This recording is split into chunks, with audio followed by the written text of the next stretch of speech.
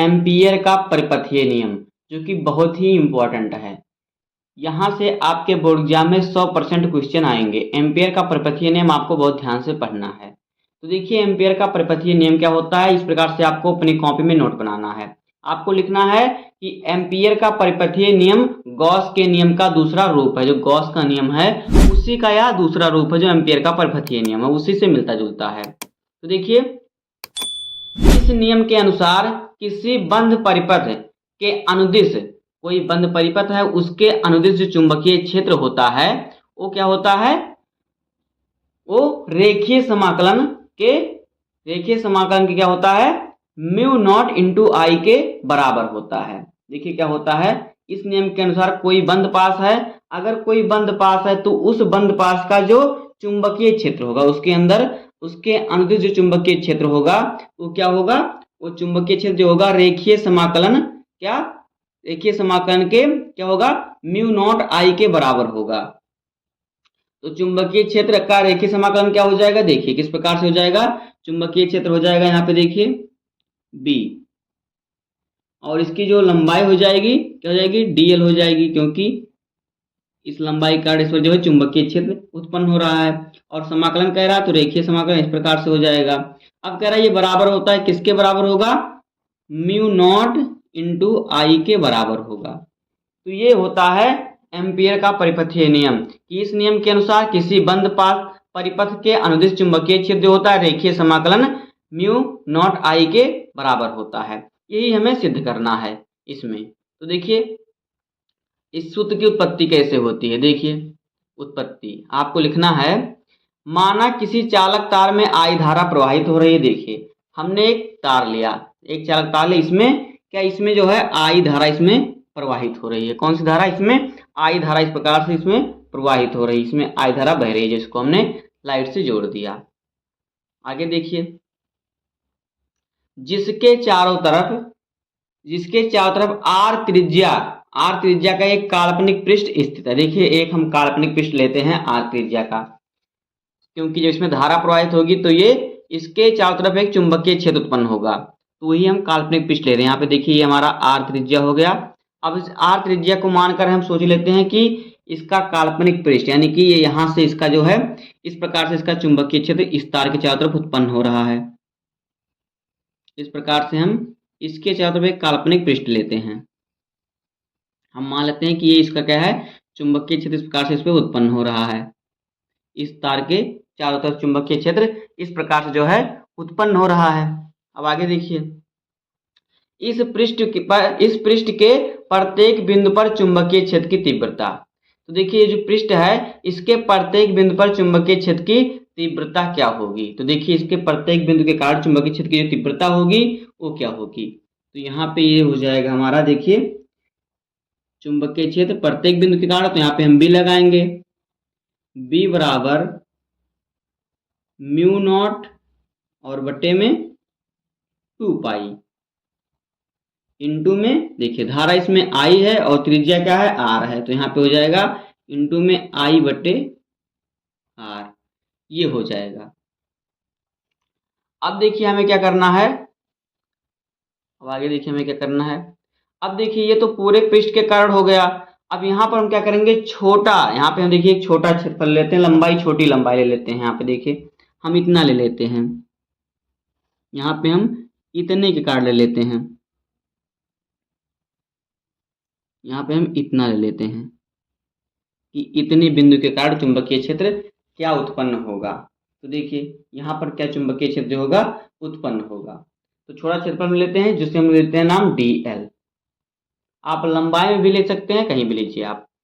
तो देखिए क्या होगा, हमने छोटा लिया तो हम क्या करेंगे, अब हम छोटे के लिए निकालेंगे, तो हम जब छोटे के लिए निकालेंगे तो क्या होगा, इसमें dl का गुणा हो जाएगा। तो दोनों पक्ष में क्या करेंगे, हम dl का गुणा कर देंगे। तो यहाँ पे लिखेंगे कि इस प्रकार से यहाँ पे लिखेंगे कि दोनों पक्षों में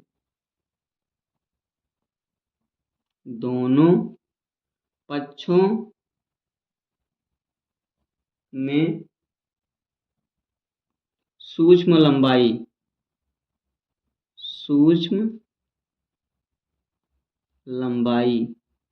तो सूक्ष्म लंबाई क्या होता है, dl है।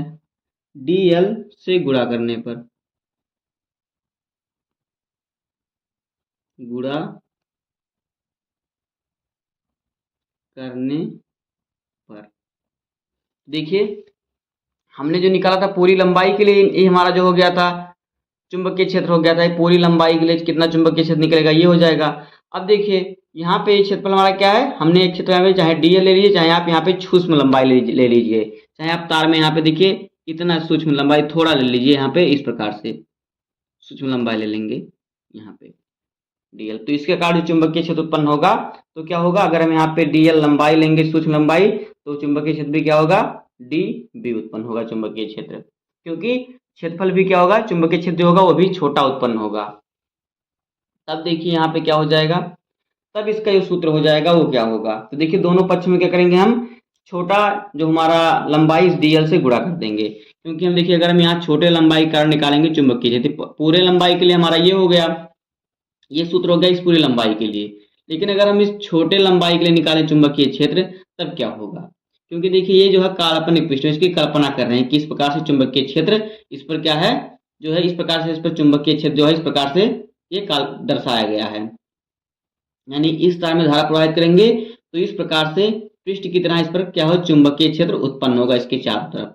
तो अगर हम इस छोटी लंबाई कारण निकालें तब देखिए क्या होगा, तो इसी में क्या होगा, सूक्ष्म क्षेत्रफल dl से गुणा हो जाएगा, तो ये हमारा हो जाएगा, यहाँ पे देखिए ये हमारा क्या हो जाएगा, ये हमारा हो जाएगा b इंटू में dl और बराबर में क्या हो जाएगा, यहाँ पे देखिए बराबर में हो जाएगा म्यू नॉट इंटू आई और फिर बटे में 2 पाई r, और यहाँ पे देखिए क्या हो जाएगा, यहाँ पे लग जाएगा हमारा dl, क्योंकि लंबाई हमने सूक्ष्म लिया है तो यहाँ पे हमने लंबाई dl लिया, सूक्ष्म लंबाई हमने लिया हुआ है, तो सूक्ष्म लंबाई के कारण चुंबकीय क्षेत्र भी क्या, चुंबकीय क्षेत्र जो होगा वो भी क्या होगा, सूक्ष्म उत्पन्न होगा। अब आगे देखिए, अब इस पर हम क्या करेंगे, दोनों पक्षों में समाकलन लगा देंगे, दोनों में क्या करेंगे, हम दोनों में समाकलन लगा देंगे, तो यहाँ पर लिखेंगे दोनों पक्षों का रेखीय समाकलन करने पर, यहाँ पे लिख देते हैं रेखीय समाकलन करने पर,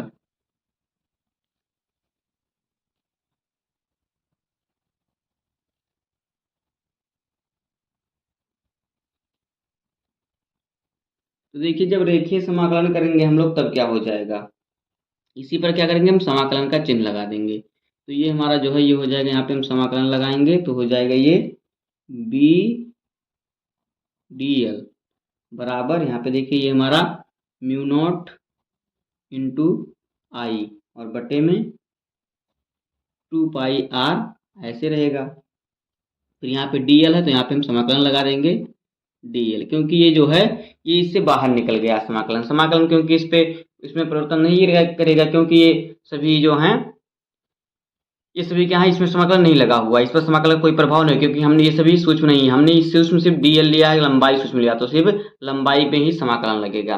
तो देखिए एक सूत्र हमारा होता है, अगर आपने पढ़ा होगा तो एक सूत्र हमारा होता है, अगर कहीं पे हमारा है समाकलन dx बराबर तो x के बराबर होगा, समाकलन dl होगा तो l के बराबर होगा, तो यहाँ पे समाकलन dl की जगह पर हम क्या l लिख सकते हैं।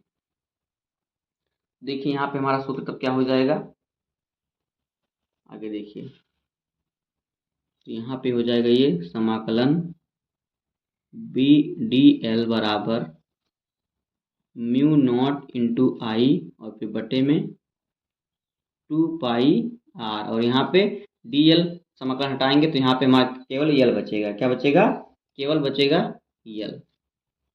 अब देखिए यहाँ पर यल जो है, यल यहाँ पे क्या है, देखिए यहाँ पर यल जो है ये क्या है, ये देखिए इस प्रकार से इस पर घेरा हुआ है, तो ये क्या होगा, लंबाई होगा, इस जो जो हमारा इस पर चुंबकीय क्षेत्र उत्पन्न हो रहा है ये इस प्रकार से लंबाई की तरह हो रहा है। तो देखिए जो गोले की लंबाई होती है वो क्या होती है, वो परिधि के बराबर होती है, तो गोले का परिधि क्या होता है, तो गोले का जो परिध होता है, देखिए गोले की जो लंबाई होती है वो क्या होती है, वो परिधि के बराबर होती है, और गोले का परिधि क्या होता है, होता है 2 पाई r, तो ये लंबाई की जगह पर हम 2 पाई r लिख सकते हैं। तो यहाँ पे हम लंबाई की जगह पर लिखेंगे 2 पाई r। देखिए, तो यहाँ पे ये हमारा हो जाएगा समाकलन बी डी एल बराबर म्यू नॉट आई और बटे में 2 पाई आर, और इंटू में यल की जगह पर हम 2 पाई आर लिख सकते हैं क्योंकि ये गोले का परिध होता है। अब देखिए 2 पाई आर से 2 पाई आर कैंसिल हो जाएगा। जब 2 पाई आर से 2 पाई आर कैंसिल हो जाएगा तो हमारा क्या बचेगा, तो जो हमारा बचेगा वो देखिए हमारा क्या होगा, वो यहाँ पे हमारा जो बचेगा वो हो जाएगा समाकलन b इंटू डी एल बराबर म्यू नॉट इंटू आई, म्यू नॉट इंटू आई। तो हमें यही जो है हमें सिद्ध करना था, तो ये हमारा सिद्ध हो गया। ये हमें जो था सिद्ध करना था, यही हमारा जो होगा इसका जो होगा ये इसका जो हो जाएगा देखिए डेरिवेशन हो जाएगा। देखिए हमें यही सिद्ध करना था, यहाँ पे देखिए यही जो है हमें सिद्ध करना था, समाकलन b इंटू डी एल बराबर म्यू नॉट इंटू आई। तो यही होता है एम्पियर का परिपथीय नियम कि किसी बंद परिपथ के अनुदिश चुंबकीय क्षेत्र का रेखीय समाकलन क्या होता है, म्यू नॉट आई के बराबर होता है। अब आइए देखते हैं हम अगला टॉपिक हमारा क्या